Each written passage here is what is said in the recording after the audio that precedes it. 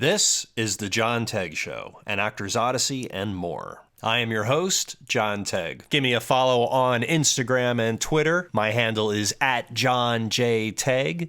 That's at JOHNJTAGUE. Drop me a message, give me a follow. I'd love to hear from you. This episode is brought to you by the Rolling Soldier digital web series, a psychological web series about a CIA agent on the run with what is left of his team and family. Available on YouTube and Facebook. Check it out. And Rising Lotus Yoga, with yoga studios available in Sherman Oaks and Newhall, California. Let joy rise. www.risinglotusyoga.com and www.risinglotusyogascv.com. Hey, what's up, everybody? It's John Tague. You're listening to The John Tague Show, and today I have a very, very special guest, a good friend of mine that I've been working with lately for a while. We've worked on a couple different projects together. Michele Martin is in the house. What's up, Michele? Woohoo! Well, about the same as everybody. Not a whole lot, but we're trying, so. Yeah, how you holding up? You doing okay? I'm doing okay. I'm trying to stay creative, and it's actually quite nice because I'm a little bit of an introvert, actually, so yeah. I don't mind it. Yeah, me too. Yeah. Yeah, I like the downtime. I've gotten a lot done, creatively. I've been writing a lot, and I've been kind of reorganizing some things and trying to build brand and all that stuff. And, and, I've been putting myself on tape a lot recently too, which has been really good. Yes, it's good to see kind of experiment with what we do, because we don't always get a lot of time to do it. It's like, we need it tomorrow at noon. Yeah, exactly. Yeah, so, for all you guys that are listening, the audio might be a little bit glitchy at times because we're doing it over Zoom. And sometimes, with bandwidth and all that, the audio kind of gets a little glitchy. So I'll try to make sure that I take care of that as best I can. So, Michele, let's get right into you, my dear. Lord. Okay. What is up? So let's kind of go back a little bit. I'm sure that all your fans already know a lot about you, but for some people who don't know about you, let's talk about where you came from, and let's go ahead and why don't we start there? Where are you from, Michele? Well, I was raised on a little farm in Texas, and for the very early part of my life on a farm, and it was a really simple life. And we had chickens, and I don't know, my family's not in this business, so it's crazy that I even did this. So yeah, I'm a small town girl, and that's Small town girl. Yeah. Right on. When did you start getting the acting bug? Well, I danced ballet and jazz, and was religious about, like I am with acting, just put 100% and it's all I did. All I wanted to do was dance. And then I got hurt. I was about, 11, 12 years old, and a friend of mine was going to an audition, and she wanted to be an actress, and we went to like a regional theater company, a dinner theater thing, and all these kids it's The Sound of Music, and all these kids were lined up with yeah. Does everybody start with The Sound of Music? But yeah, all these kids were lined up with headshots and resumes. I had never seen a headshot or a resume. I had no idea what was going on. And I was just there to support my friend. And the artistic director saw me. She came over and she asked me if I was auditioning. And I hadn't even heard the word auditioning. I didn't even know what that meant. And I said no. And she said, "You're perfect for the role of Brigitte, the little smart aleck." I don't know if we can curse on this, but no, you can. This show. Look. Okay. I want to make you at ease. So yes, you can curse. I'm from New Jersey. Cursing is second nature to me. So yeah, feel free to just fire away. She was a little smart ass, but so I don't know what this artistic director wait a minute. You think that is? Are you considering that cursing? because Well, that's bullshit. We'll get dirtier later on. But yeah, so I know I do have not a great mouth sometimes. It's like I'm from Jersey, but I'm not.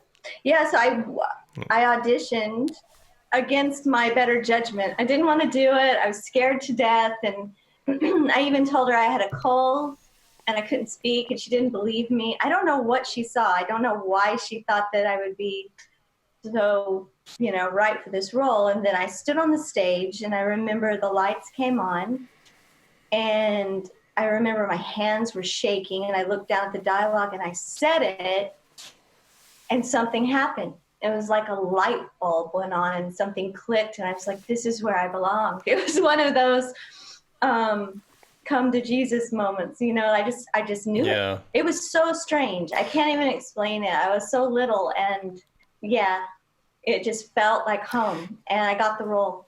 It's funny that, a lot of the people that I've talked to have a similar story where they either went with a friend to an audition or went with a girlfriend or a boyfriend, or just kind of accidentally fell into it, which is what's, I think, really interesting. So were you a big movie and TV kind of fan at all? Like growing up, did anybody ever were you ever looking at anybody and thinking, wow, I'd really like to do that sometime. I'd like to be like that person. No, I was a reader. I just lived in my imagination. I read a lot. One time at school, we had some issue at school. It was like something happened where we couldn't go back to class. So they put us all in the gymnasium and showed us an old movie, Rebel Without a Cause.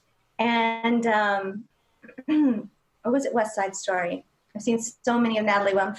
I remember. No, it was Rebel Without a Cause. And I saw Natalie Wood, and I don't know what what happened there, but I saw her and I thought, I want to do that. I don't know. I loved, there's that scene at the end, with Salminio and Natalie, and I've played Natalie since then, which is amazing to me because she was, one of my icons. And there's this scene with James Dean and her about love. And, I've basically been loved, but I never knew what it was like to love someone. And that must have resonated. It did. It really did. So I'm a very emotional, you know how I work. So I'm very emotional and very psychological. And that just spoke to me. And I thought, that's what I want to do, because it made me feel and understand, even as a little girl, seeing that conveyed something about humanity and the idea that we all want certain things, and they're very simple, really, when you kind of boil it all down. And it spoke to me, and I thought, I didn't know really what path I would take to get there, but I just knew it was something that would be important to me. Yeah, it's with, especially with that film. I remember when I saw that film the first time, I remember being blown away by it. And what I remember most about it was James Dean's vulnerability in it. That to me was just like, I've never seen anybody really do what he did. And even for that time, that was a style of acting. Yes. Acting has changed so much, since that film. It's at the time that was considered very realistic. Mm-hmm. And, things now are so realistic that it's almost like, everyone mumbles in a film now. So it's hard to follow some things. But, getting back to that, Natalie Wood is an amazing person to kind of have that emotional connection to, because I feel like she's very soulful, and everything that she ever did was always heartbreaking. And so I could see how that would have such a good impression on you. Yeah, and I'm sorry, go ahead. Oh, no, I'm sorry. Yeah, and I grew up in I'm half Mexican, Russian, and Irish, and I know you're all So Irish. you're pretty mellow. You're pretty mellow then. There's no fire in any of that, right? I actually am. For that combination, I'm pretty mellow. But Yeah. I hadn't seen anyone as a little girl. I mean, it was an old film at the time, you know, because growing up, I certainly didn't grow up in that time period. But where I grew up, it was pretty like white bread. And I've never seen anyone that looked similar to me either. That was, you know. Yeah, you do look a lot like her, you know, Thanks. come to think of it. She's just, I mean, she was so beautiful. well, she was, but she was, like you said, more than that. She was always so soulful. She didn't rely like a lot of actors rely on, as we know, you know, like during that time, especially, it was very glamorous and they relied a lot on their looks and their beauty. She didn't. She was always that, her beauty was almost secondary to, you felt to her talent. You just felt it. Yeah. And I wanted to move people in that way emotionally. That's kind of my thing. Right. It's a great inspiration to have somebody like that, you know, kind of, you know, hit you over the head and be like, wow, you know, this is something that I could maybe do someday. So when did you like decide that you wanted to be an actor? You know, was it after that play? Was it after Sound of Music? It was after Sound of Music. I think after that I started pursuing it. You know, my mom, to my mom's complete confusion, none of my family did anything like that. So it was like, what's this wrong with this kid? And right. It's interesting that's always kind of the take, you know, on things when somebody wants to do something that's a little bit, you know, off the beaten path. Yeah. That, you know, that kind of reaction comes up. Yeah, it does. And so I think she thought it'd be a hobby. So let me do something that, you know, for fun. But she didn't want me to get too serious about it. And I started looking into regional theater, paid theater, and performing arts schools. And so, were you taking classes at all or anything like that? No, we had a community center. We had a school, a church, a community center, and we were excited when Target was in the town next to us. Right. Okay, I hear you. So very small very town. Small. Yeah. But the plays that I was in, or my mom was actually quite lovely in the fact that now I realize she drove me all the way, you know, to the bigger towns, to Austin, and to let me get involved in theater. And it just went from there. I auditioned for performing arts school. I was homeschooled in high school, and I got through high school early, and I went to school in San Francisco and in London and studied. It was something I decided I really wanted to do. Yeah. What were the schools? I went to a summer program that they have at RADA. So I think you and I talked about that. Yeah, but let the audience Oh, I'm know. sorry. There's other people listening to the conversation, Michele.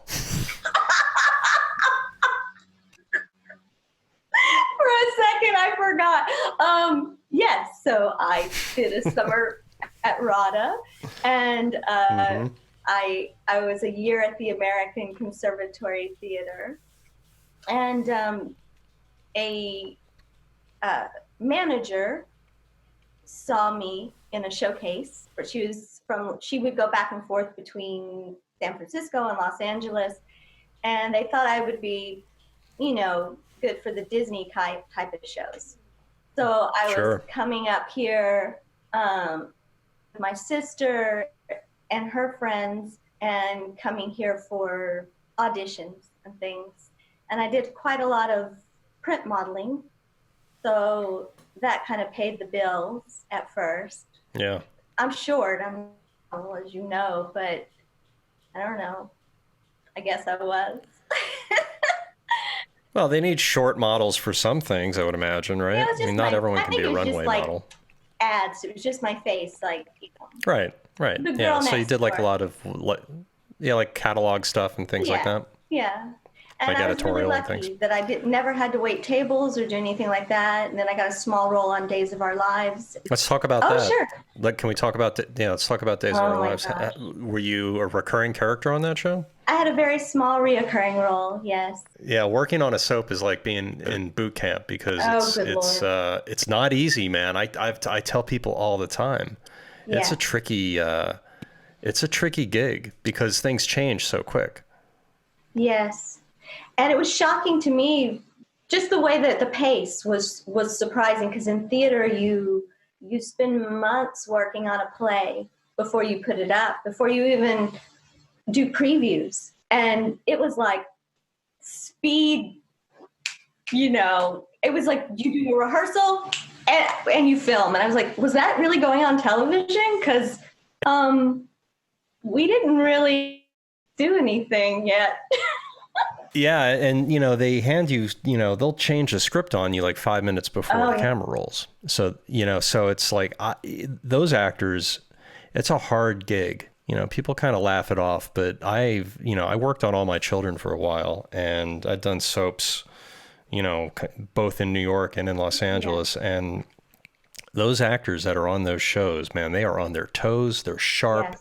They get tons of dialogue every single day, and they bang it out. And it's soap acting's tough. The workhorses and it's kind of a shame. Film or as TV, the workhorses.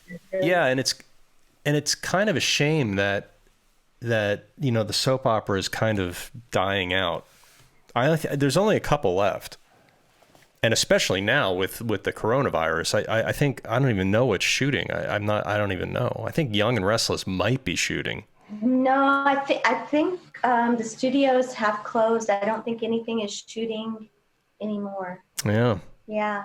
Yeah. So it's a dying. I hope it doesn't kill it off, because those things are good things for actors to start with. Yeah, it keeps us working. But there's lots of stuff right now. With like you had your web series, and there's a lot of opportunity for actors now. I think like the soap operas used to be. There are different opportunities now to keep working and to keep you fresh. Yeah, with all the streaming services and all those things going on right now. So okay, so you were on Young and the Restless. You had a role on that, and so at this point you're in Los Angeles, right? Yes, at this point I was in Los Angeles, and in my teens, which was coming from a tiny town, it was a culture shock for me. It felt, I couldn't even get on the freeway. I was scared to death. I'd have to pull over on the way to an audition. I would come to the audition, I'd be shaking, get flooded one time. I walked in, I poured water out of my shoes at a callback at Disney, and then walked to the room. And they thought that was the greatest thing, that I just dumped the water out of my shoes and just walked right in and did the audition.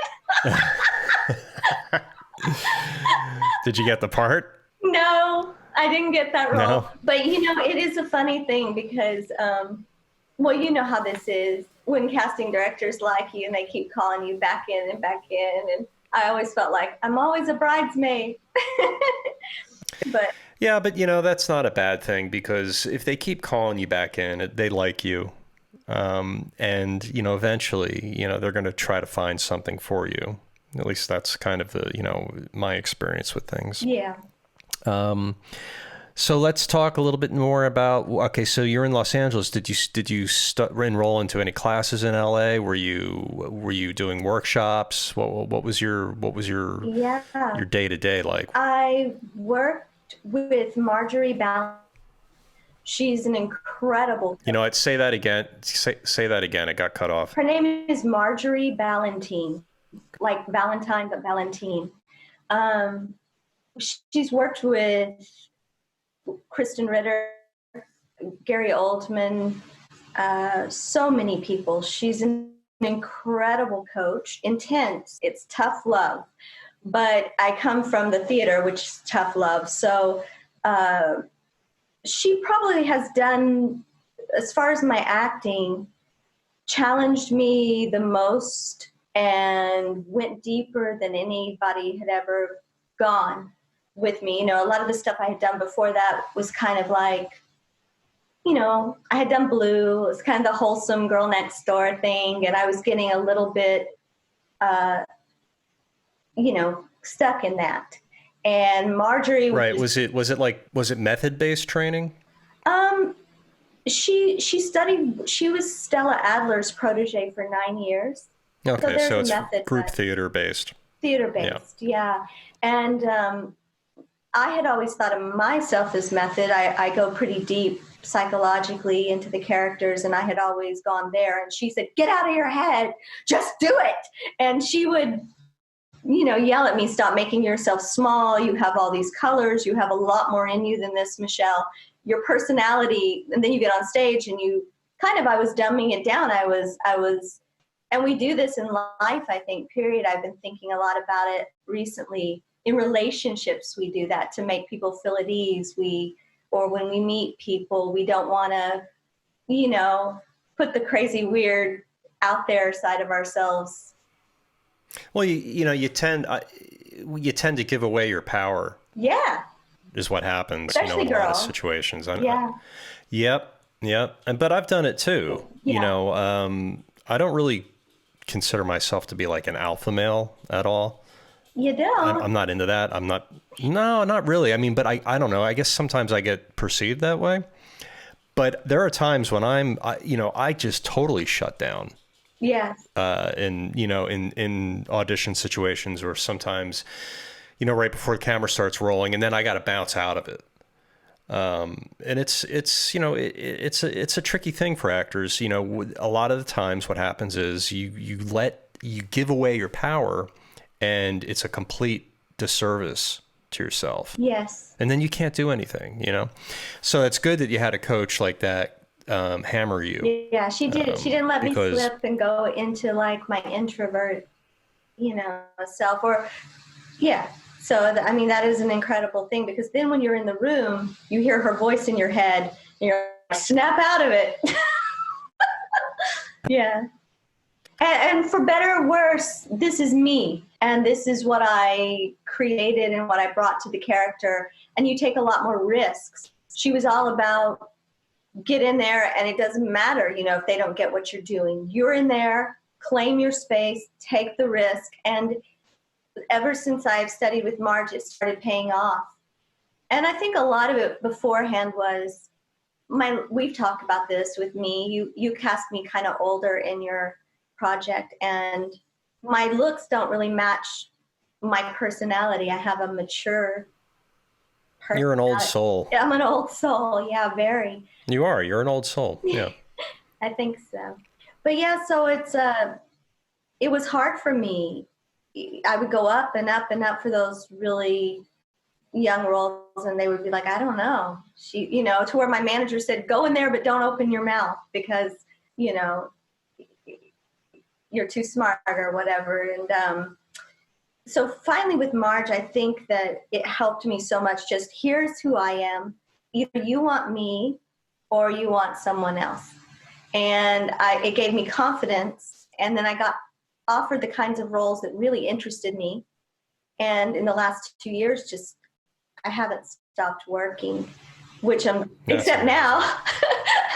Yeah, exactly. All right, so let's back up just a little bit, because okay. I think you said that did you make the film Blue before you started studying with this coach? Yes, or right. Was this after? Right before. Okay, so let's talk about Blue then. Okay. Yeah. Yeah. So tell us a little bit about that. Well, you've seen it, I think. So, oh yes, I'm talking to everyone else. So. Yeah. I forget, because you and I talk, so I forget.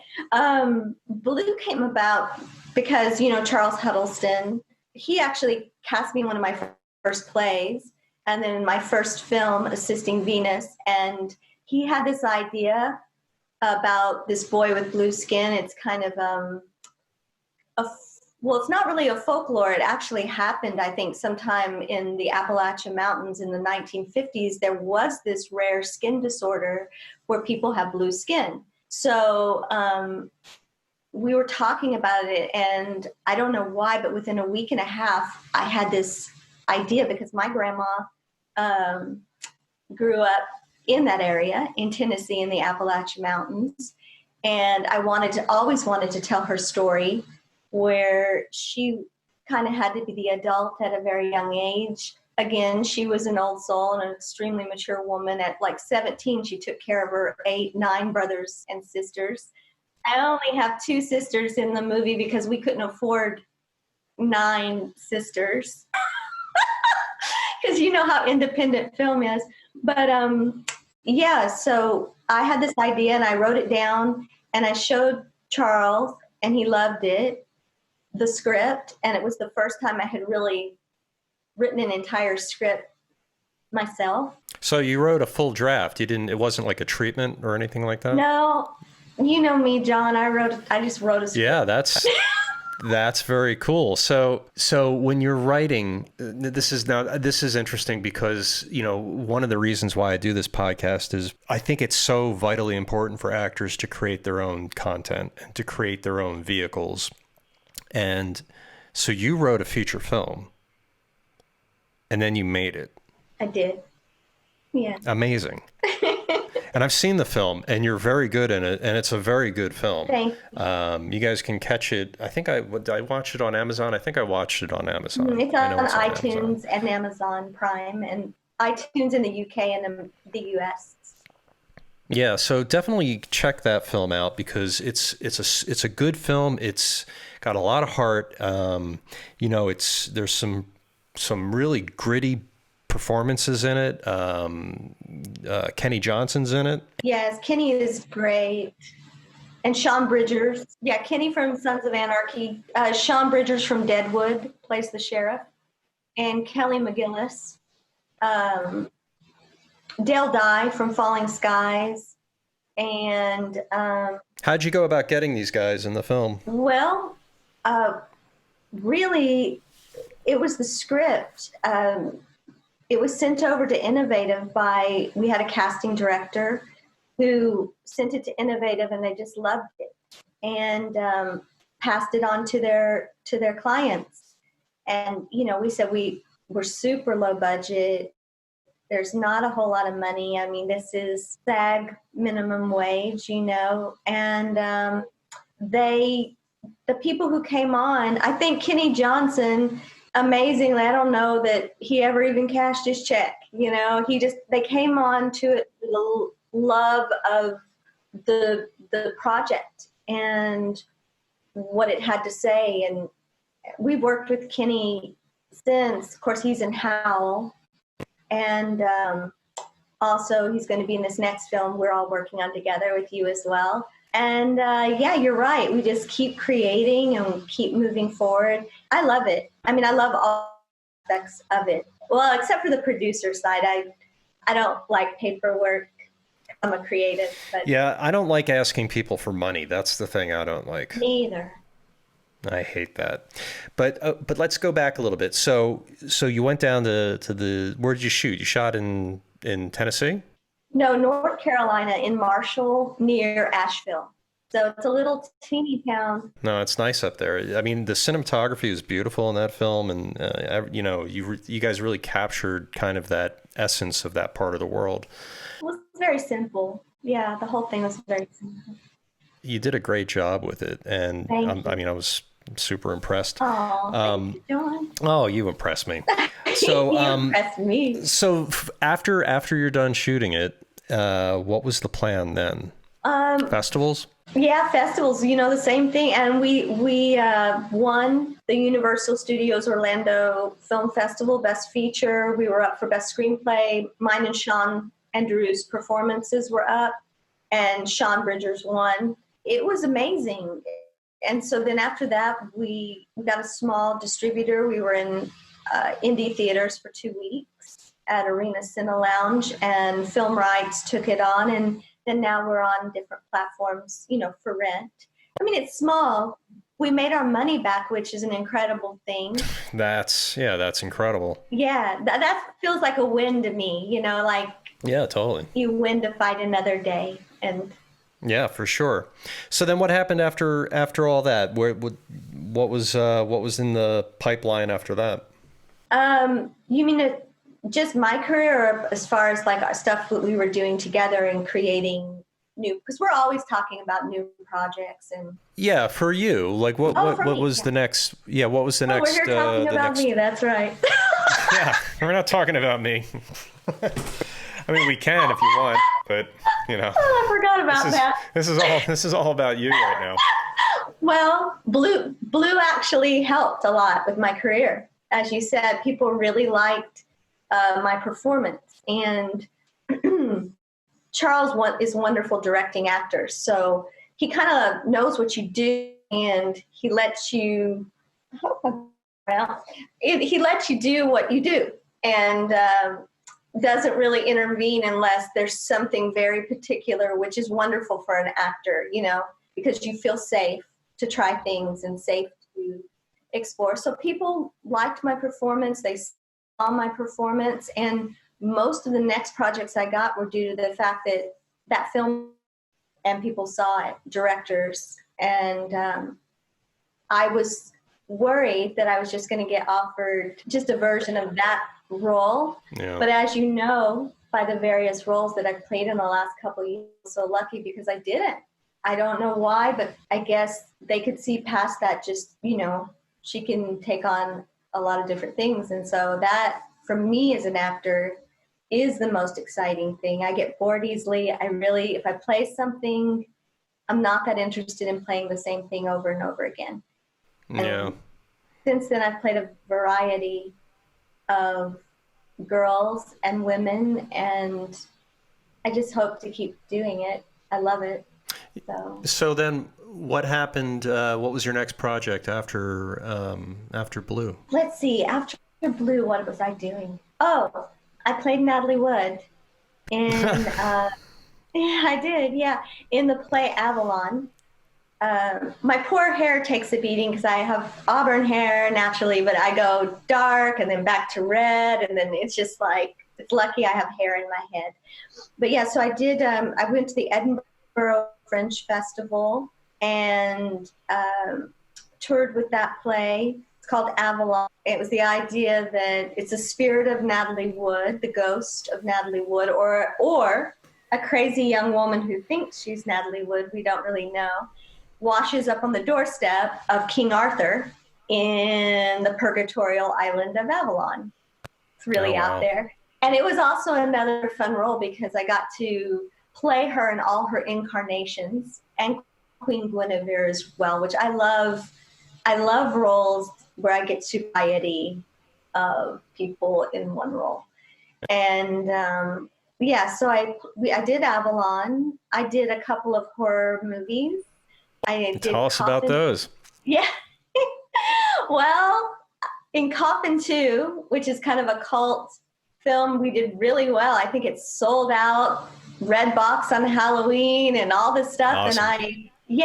And I had never done a horror movie before.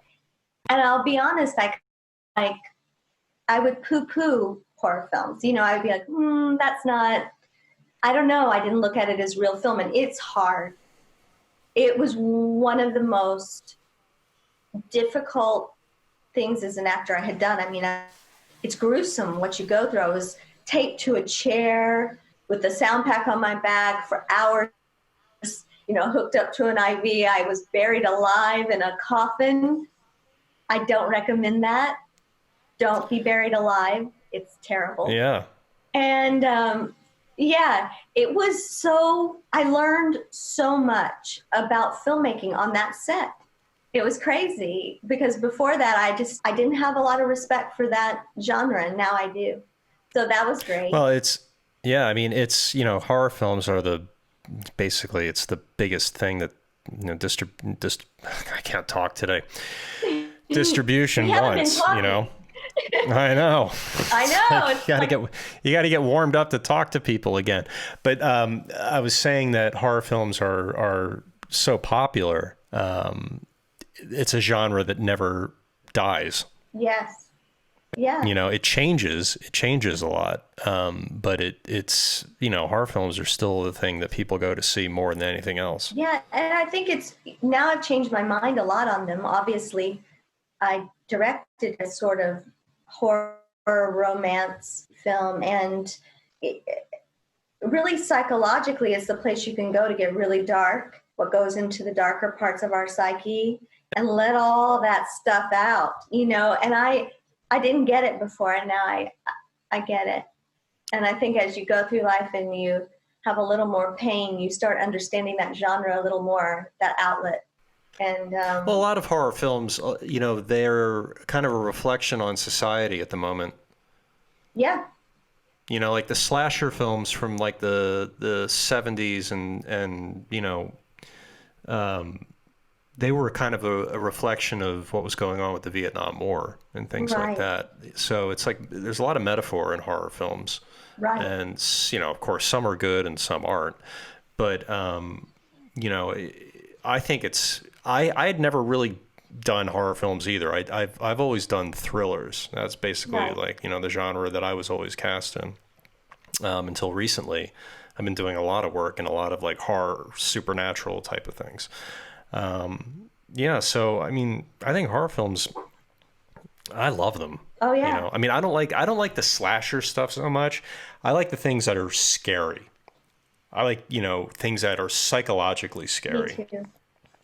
Those are the things, because, you know, the whole like some guy running around with a mask and a knife. I mean, you know, it's fun once. It was done.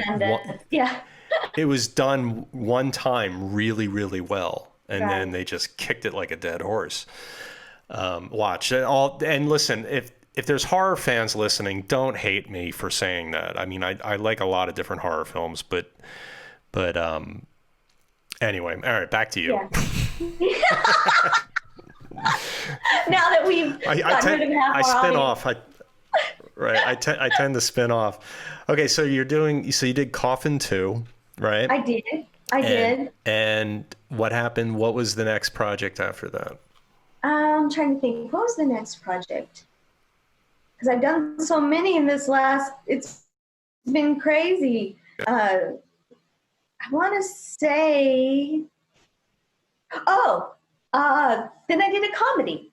I did the Dylan Brody project starring Dylan Brody, which I loved. Okay. It's a Woody Allen style, Wes Anderson style, little quirky comedy that's coming out with Paul Provenza, myself, Beth Lapidus, and that was it was kind of like what I said was cleansing my palate. Like, I like doing one really heavy drama or, you know, having done the horror movie and then do something fun.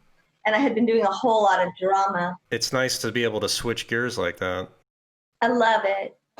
So that was just incredible. And everyone on the set, they were so wonderful because they were veteran comedians and comedians. And I was the lead girl, and it was daunting, but it was so much fun. And the dialogue was insanely challenging and rapid, and a lot of it, which, as we know as actors on film, we get a little bit, even having done a lot of theater, it kept me on my toes because the director was doing everything in one take, which is like the theater. So you had to get the entire scene. It's super hard. Yeah. Super hard. Really difficult. So I think that's my whole thing. The theme here is like each project I learn something about myself that I can do that. And it was so difficult, but it felt so good to film because it is harder and it takes more focus. There's no time sitting in your trailer. Oh, I did another film. I forgot. I left this one out called Last Rampage with Robert Patrick and Heather Graham. It's a great drama. Fantastic. Robert Patrick, of course, is brilliant in it. And I had a small role in that. And then went to the comedy. And then I did And then the film You know what? That we got met cut on. off. Say that again. You got cut off there. Say that again. I was saying I did, so it was like Avalon, Coffin 2. Then I went to Last Rampage, the one with Robert Patrick, and Dylan Brody Project. And then the next was the film you and I met on. Right, which was The Reservation. And that film as the brakes got pumped on that film. Yeah. It happens in indie film, like I think we did a couple of scenes, and then we're on hiatus now. Yeah, we've been on hiatus for almost a year and a half, 2 years now, haven't we? We have. Yeah. It's a shame too, because it's a cool story. The cast is really, I think, it's a good group of people. I think the actors are all good. It's a really good cast. Yeah. And I think it has a lot of potential. It's just about getting it done, and that's why independent filmmaking is so hard. It is. You go into it with the best intentions, but then, things happen. And you have to be able to adapt and adjust. And yes. I guess what happened with that film was, I think, they just ran out of money and energy. And it's been put on hold. And, there's talk that we might get back into it. Yes, I hope so. I really do, because I really would like to finish that film. I want to finish our scene. I think, yeah. Right. Yeah. I mean, I don't feel like we explored enough. I didn't get to explore that character enough, right? Because we just didn't shoot enough of me, right? So I would really like to get back in there. And you're so good in it. You're so good. Oh, thanks. The action that you and I had from the first moment, it was. I mean, there are just certain times where you work with people and it's like magic. Yeah. I felt. Yeah. Well, I felt the same. Yeah, I felt that with you and Kenny in Blue, and then Andrew Sellon, who's one of my. He's on Gotham. He's one of my co-stars in Emily, 2410. He's incredible. Also a theater, just a workhorse. Like he would rehearse with me during lunch, kind of like you and I, how we would just keep going over and over. And I remember that it was so fast and the sun was going down and you told me, don't worry about it. And I remember that because I was nervous because I had to get it in like 1 or 2 takes. And I had quite a, bit of dialogue in that scene. And you were so wonderful. So there are those moments that make everything worth it for me. And meeting you was so great, Yeah, that's how I feel the exact same way about you. I think that, I had a feeling that before I met you, I had a feeling that you were going to be a lot of fun to work with, just judging by, kind of the things I had seen. I of course, I checked out everybody's IMDb page and I was like, oh, she's done some cool stuff. So I thought, I was like, this will be interesting to see how this goes.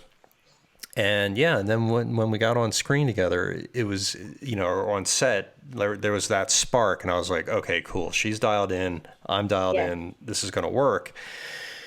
And we shot for one weekend and then we went off for a little while and then picked up again and shot some more. And then that was it. And that feeling of not being able to go back has always just kind of gnawed at me. And that's why I asked you to help me out with my project, The Dark Road. But we'll get to that in a little bit. Okay. But I want to talk a little bit more about what was going on. When did you do Emily? Emily was shot, I guess it was almost 3 years ago, 2.5. So it was before we did The Reservation. Yes. Okay, all right. So let's talk about. But I shot things. What's the full name of that project? It's called Emily 2410. I don't know why I say it like a robot when Emily. You have to. Yeah. Right. Tell us about it. I love it. I just can't. So we had difficulties with finding a home. I guess I won't go into detail because I'm not really allowed to, but. Yeah, so we shot part of it. We shot the pilot 3 years ago, so I should be specific because we just finished shooting the 6 episodes. And I got the script. How long are they? Are they hour long or half hour? I think they're half hour. Half hours? Yeah, that's the trend now. Well, there's a lot of shows that are, doing half hour. Light as a Feather was a half hour drama. Yeah, about like that. It's about the same kind of thing, 6 episodes per season. And yeah, so I read the breakdown and I said, this is my role. Because it was this girl who, superficially looked like me, but had the depth of someone who was, like you said, an old soul and could bring, I call her the Sybil of robots because she has so many personalities, kind of like an Orphan Black type thing. That must be so much fun to play. So much fun. I felt like it's the gift of my life playing that role. And I play the hacker, the girl in college who created her, and the teenage girl on the train that the DNA was taken from, and all the incarnations of Emily herself, all the variety as she evolves. So it was just an incredible gift as an actor to play that role. And also it was the type of thing they could have given to a model, superficially the way she looked physically. And they wanted someone who looked very young but had all of this knowledge. She has whole ideas on H.G. Wells and Tolstoy, because I'm a literature nerd. So luckily the people who created it, they liked my take on it. And I got the role, which I kind of oddly knew. I had seen these people before. They had had me come in for other roles. And I was always told I was you've probably been told this a lot, the to work in the future file, But they said they knew right away that they wanted me for this role that they were creating. And I had the most fun with her. It's technobabble in a way that if you've done Shakespeare, it's more difficult than that. The dialogue is a brand new way of speaking. And so I realized halfway through the show, when I was kind of going up on my lines, which means forgetting, which I don't usually do, that we're programmed. As human beings, we're programmed to say things in a certain order, in a certain way, and we're the robots. And it was an epiphany on that set. I was like, there was just this one dialogue for brain scan, and all I could say was brain scan, and I would get it wrong every time. And I was so frustrated, but it was amazing. The whole thing was, I hope it keeps going because it's one of those things that I think we just started to explore.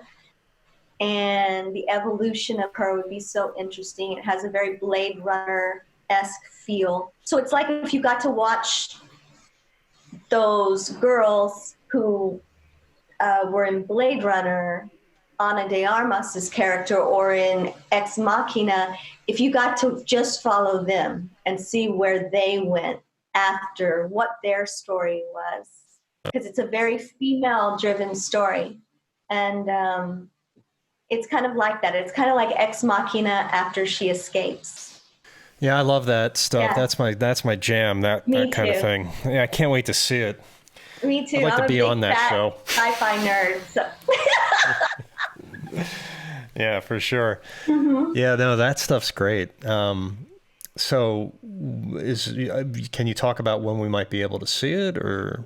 Well, they were saying we were going to have the premiere in New York in summer, but I don't know what's going on now with all of this. Yeah. So. Well, hopefully they'll be able to do it somehow. I sure hope so. Yeah, I mean, it's going to be released anyway, but it would be. But it'd be nice to do the premiere and be a part of that whole like spectacle and all that, because it's so important. Those things are so important because they launched the project. Yes. And it just builds momentum after that. So yeah, well, I'm looking forward to seeing that because I think that's going to be a lot of fun. And the incredible Andrew Sellon, who you met on the set of The Tempest, he plays the Bot Gallery owner. He played Mr. Pin in Gotham. He's so good. He's so good. I'm going to try to get. I think I'm going to try to get him on the show too. Yes, get Andrew on. That'll be fun. I'd like to talk to him because we hit it off on that project that we worked on together. Why don't you tell us about that project? He's one of my. Well, I love the way you said that. It is a sci-fi 360. I hope I'm saying all this right. Virtual reality. Virtual reality, yeah, virtual reality version of Shakespeare's The Tempest, which if you're a nerd like I am and like Andrew is, and obviously the director, it really was written as a sci-fi. It could be written as a science fiction show. Now, since Charles filmed that, Charles, we're talking about Charles Huddleston again. Charles Huddleston, Yep. ladies and gentlemen. Yeah. Just so they know, just so like, who the fuck is Charles? Well, Charles Huddleston. Yeah, Charles Huddleston is the reason I have a career. But yeah, so what you don't know is a lot with Charles, because he keeps everything, he's very like quiet and keeps things really close to the vest.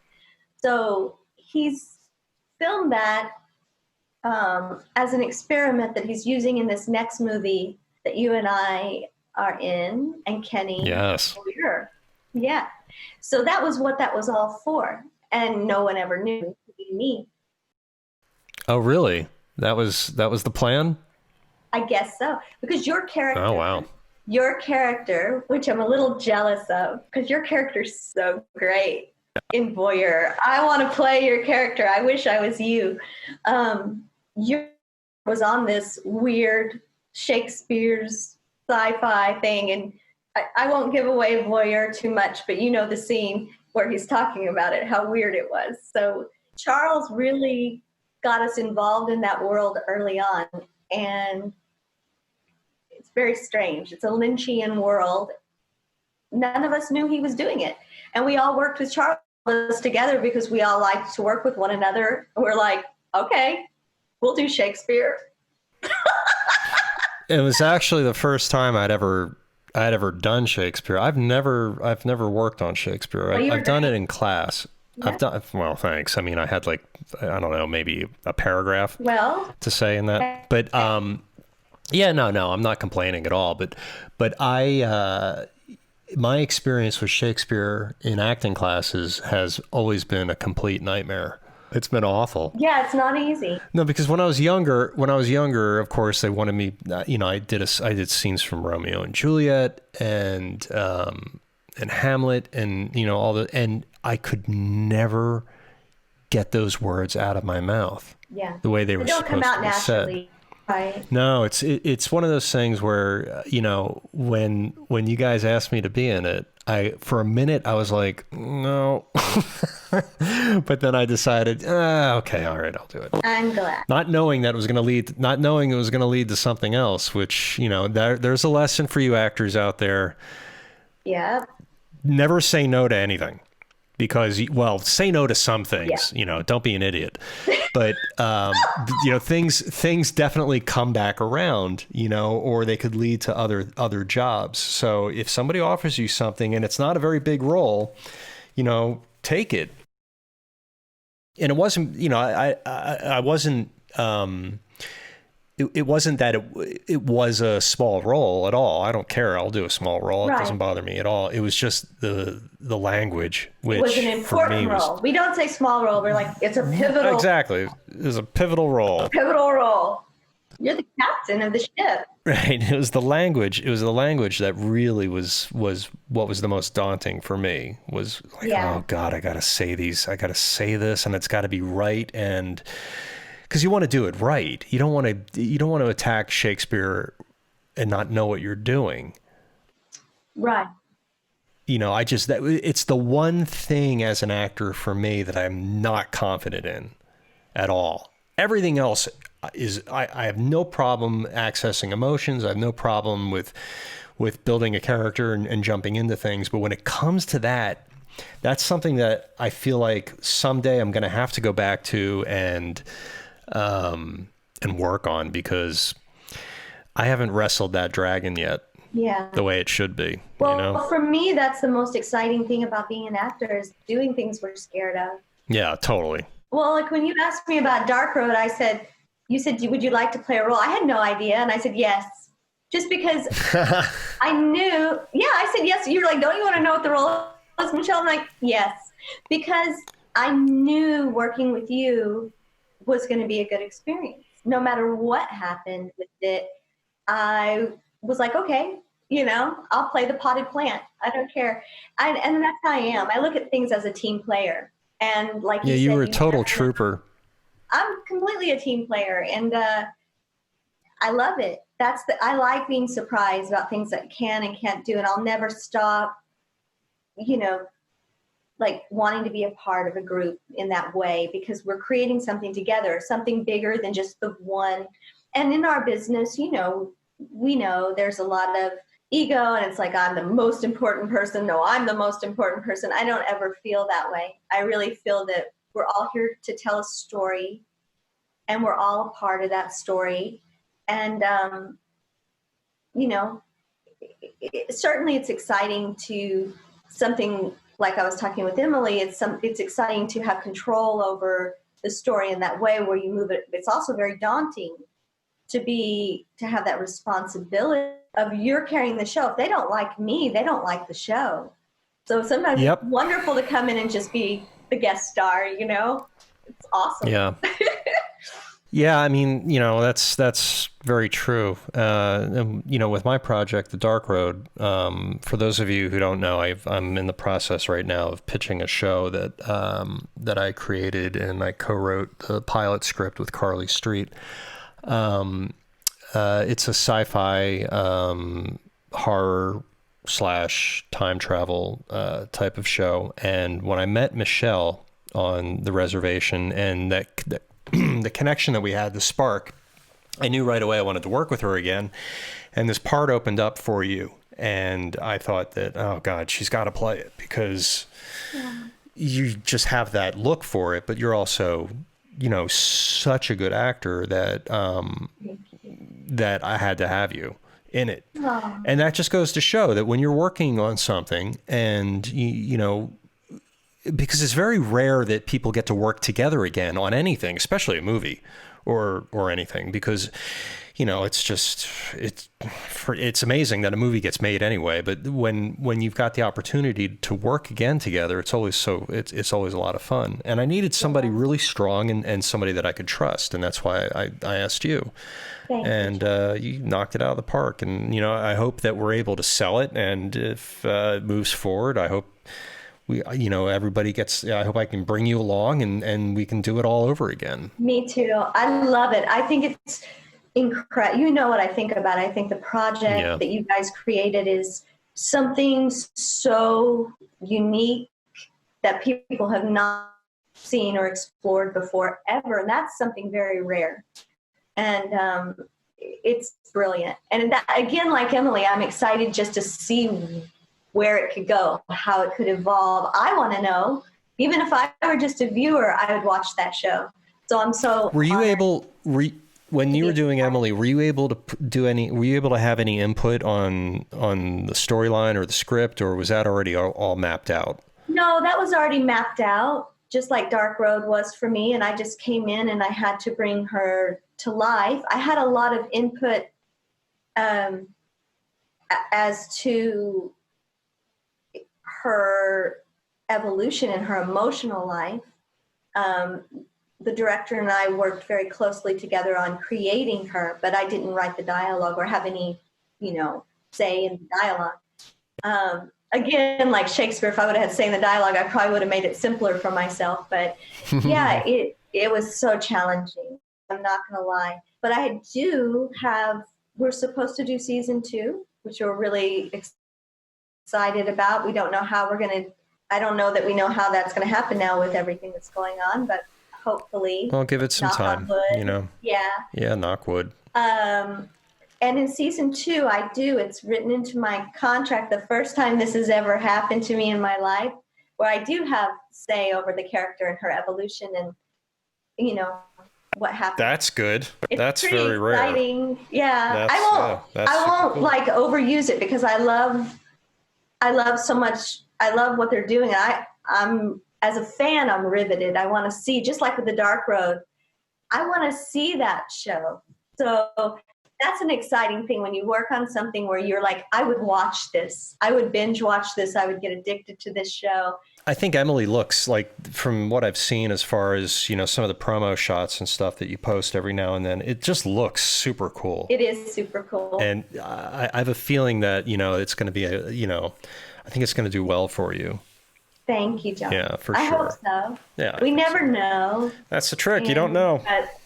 We don't know, but I just kind of, in the moment of when I'm doing it, I just let it go after that, you know, because then it's the world. It's not yours anymore. And you don't know how people are going to take it or perceive it. You can only go from the work you do and put it in there and hope that people like it. Yeah. And so then the same with voyeur. And I like things that are way out there, things that are really, really challenging psychologically. They may not be for everyone. And I think you're the same like I am in that way. You like, you know, David Lynch, I know, is one of your favorite. Oh, yeah. Yeah, I'm a freak. So it's not like cookie cutter. No. Your type of stuff is not. No. I like things being I like things being a bit odd, and you know, I like to be, you know, I like to be like titillated, and you know, like those films, especially David Lynch's films, there's something about them that just turns me on. And you know, it's not only is it eye candy, but it's the subject matter is always just like, who thinks of that, you know? Right. And the music, especially the music with his films, because you know he uses the same conductor every time for the score, Angelo Badalamenti, and you know, it just makes such a huge difference to his films as well. But it's the whole package of like David Lynch films. That's a world I want to be in someday. Me too. You know, I don't want to ever imitate him or rip him off, you know, but I do think that there's a lot of things that I see in his films that I like to kind of bring into me as an actor or me as a filmmaker. And that's just kind of how I roll. He's just one of my favorites. I just love him. Mine too. And you've turned me into a lot of his older stuff, and I've watched it all now. And oh, good. Did you watch his the latest one, the short film? What's it called? That was the most brilliant thing I've ever seen in my life. What's seriously? it called? I can't remember what it's called now. Absolutely. Is it called What's the Matter with Jack? Is that what it's called? Yeah, it's What's the Matter with Jack, I think is what it's called. And it's What's the Matter with Jack? It's David Lynch interrogating a monkey. Interviewing a monkey. Yeah. It's the best. I love it. It's just the best. I was like, there's some kind of murder that takes place because he was in love with a chicken. It's so funny. It's the most out there brilliant. It's what goes on in my head most of the time. That's why I was like, I don't understand how this man went into my head. And that's like Tuesday for me. So you got monkeys and chickens in your head. Pretty much. Yeah, pretty much. Pretty much. I don't think artists are we're not that interested in, I'm not at least that interested in real life. I mean, we all know real life. Real life's a drag sometimes. Gosh knows Jesus Christ. I mean, we're in it right now. Yeah. You know, we're in real life. This is real life. We want something that takes us out of that world. And my idea is fantasy life, what goes on in our head or in our dreams is as real life. I'm very existential about that. I don't really think that there's a difference. I think what we create as artists is just as real, sometimes more real, because like that moment, the moments that happen between us are so pure in Dark Road, because all you're concentrating on is that moment. And in real life, we're distracted. We're distracted by all kinds of stuff. The news, a text comes in. But in that moment as artists, it's more pure and it's more real to me than everyday real life when we have all these distractions. Yeah, it's true. Emotion from real. Yeah. So I'm weird. I think David Lynch's world seems very real to me. Oh yeah. Well, it's and the thing about his films is that even though they are very abstract and there is a weirdness to them, that is a direct reflection on the reason why you think it's weird, or it's because there's something about it inside you that relates to it. Deep down, dark somewhere, I think. It's your psyche. Yeah, for sure. So let me ask you this, kiddo. What are you into nowadays? What's because I think we covered everything up. We're kind of up to date now, aren't we, on everything? I think so. We covered Voyeur. Is there anything else happening that you've got going on that we don't know about? Yeah, I was in a little comedy series called Park Acrobats. Oh, cool. And it's really cute. I play kind of like the Isla Fisher girl in Wedding Crashers. She's just whack. Yeah. She's whack as shit. Is it a web series? Yes. Oh, okay, cool. Yes, it's going to be on Amazon Prime. Cool. Or I don't know if they call it a web series. It's just a streaming series. Digital series. Digital series, yeah. So I play Daisy, and I just love her because honestly, she's probably the closest to me. She's just whacked out of her head and great in the way she has absolutely no edit and no says what comes out of her mouth. It was fun. And so I have that, Park Acrobats, and then I'm finishing up my movie, Howl. Oh, we didn't talk about that at all. Let's talk about Howl. Okay, let's talk about Howl. Yeah. It's been my whole life for, a year. Well, no, I did another movie too. I forgot, The Stay. Right before this quarantine, I did a thriller called The Stay. Cool. Which is two couples stuck in a cabin, and then drama ensues, as it does as it would. Thrillers. Yes. Yeah. That was a good experience. Yeah, I play a young trophy wife who isn't well adjusted. Ah.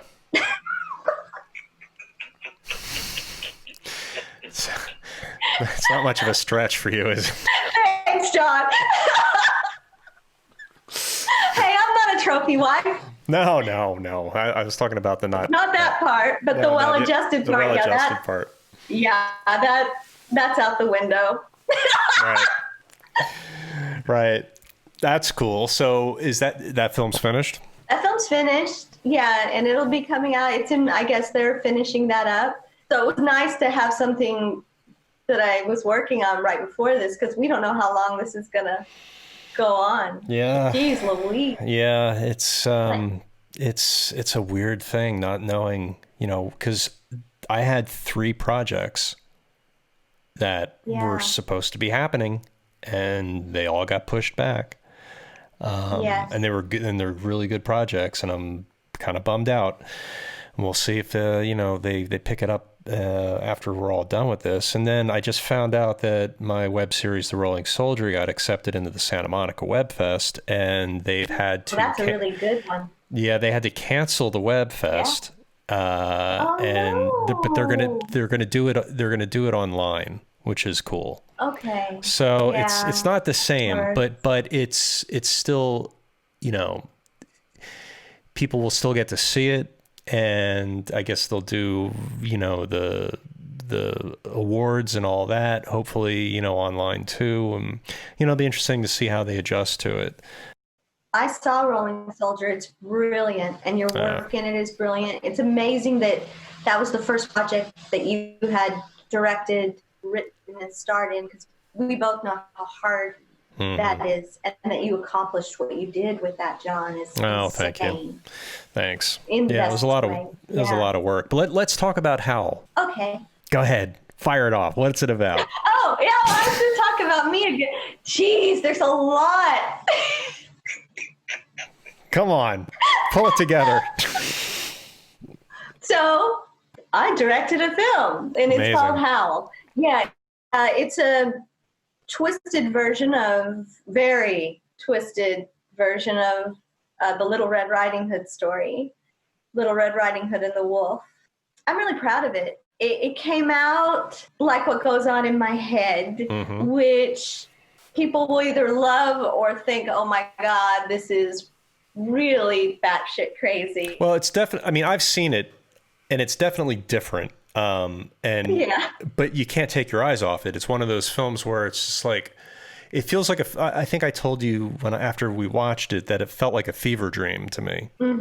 That's how it kind of feels. It is a fever dream. It's a fever dream between reality and fantasy and all of the sickness that goes on in this girl's head and the idea that I like to play with, that there is no such thing as fantasy or reality. It's what we create. And so I got to explore all of that idea, which I loved.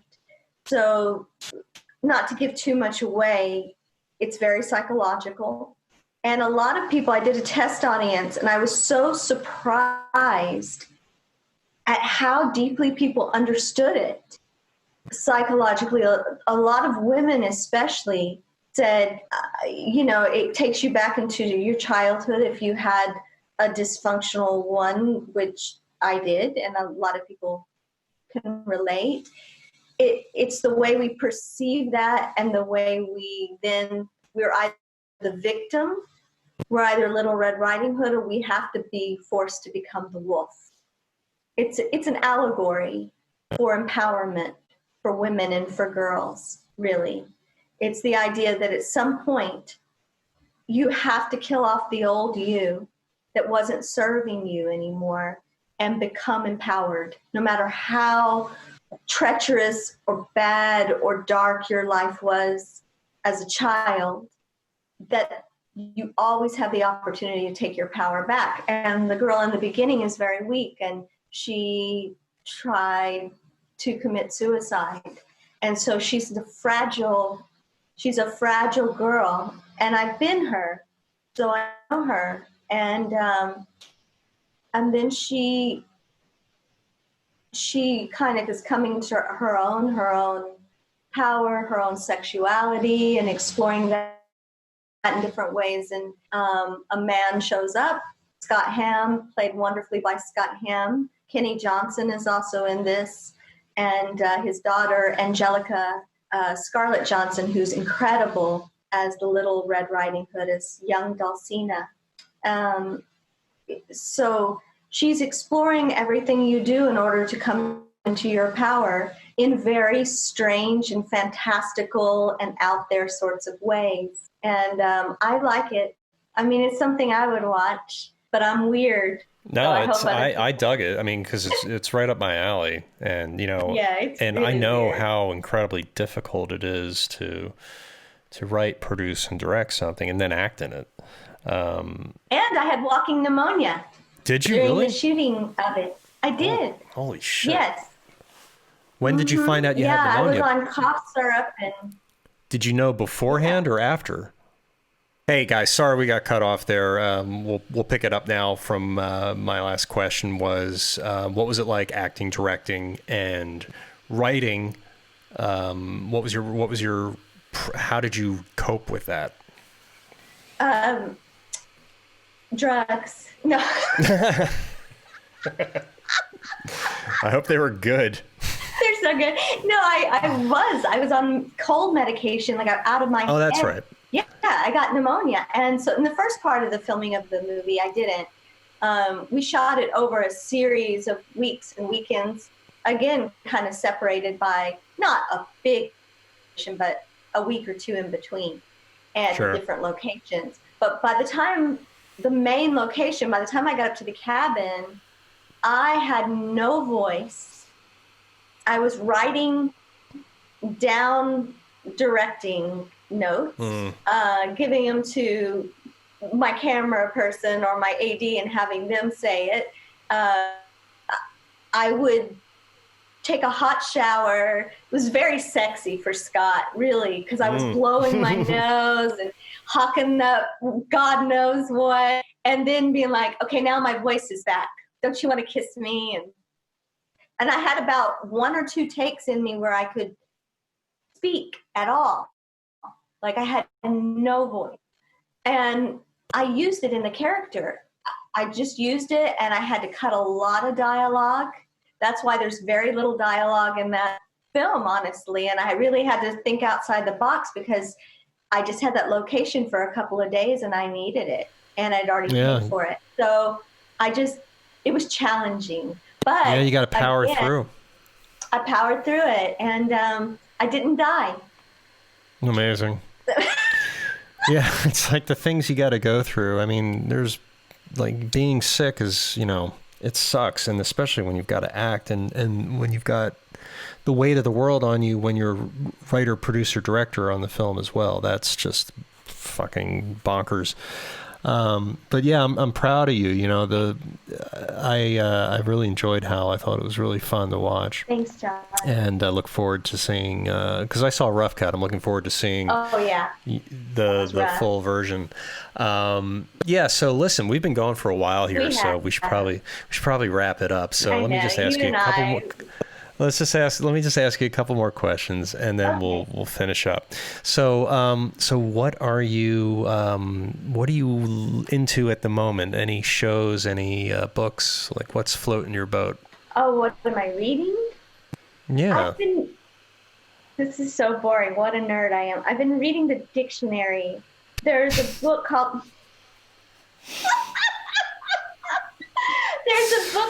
499 words that are commonly misused. Oh, okay. Not used correctly. Yeah. So I've been reading that. I've been reading words. I'm such a weirdo. That's amazing. I've been watching a lot of weird movies. One you recommended, The Man Who Fell to Earth. Oh, awesome. It's a very strange film. But it's Bowie. It's great. I loved it. I didn't get that it was so strange. Again, I was like, I heard this was so strange, and to me, this is like, I get it. Yeah, it's a good film. I mean, it's not for everybody, that's for sure. Yeah, and then I watched Truffaut's Day for Night, which is like a love letter to filmmakers. Mm-hmm. I think that everyone who's a filmmaker should see that movie. So I've been just catching up. I'm watching Schitt's Creek, which I think is hilarious for something different, because I watch a lot of dark Italian and French films, so then I need something to laugh. Something light. Yeah. And that's it. And I read a lot, and I've been writing, the next film that we might be working on together, hopefully after this is all done. My character's a singer. She's a Lana Del Rey type singer, so I've been listening to a lot of music, and I wrote what I think are 2 original songs. Awesome. You may need to hop on stage now that I see all those guitars.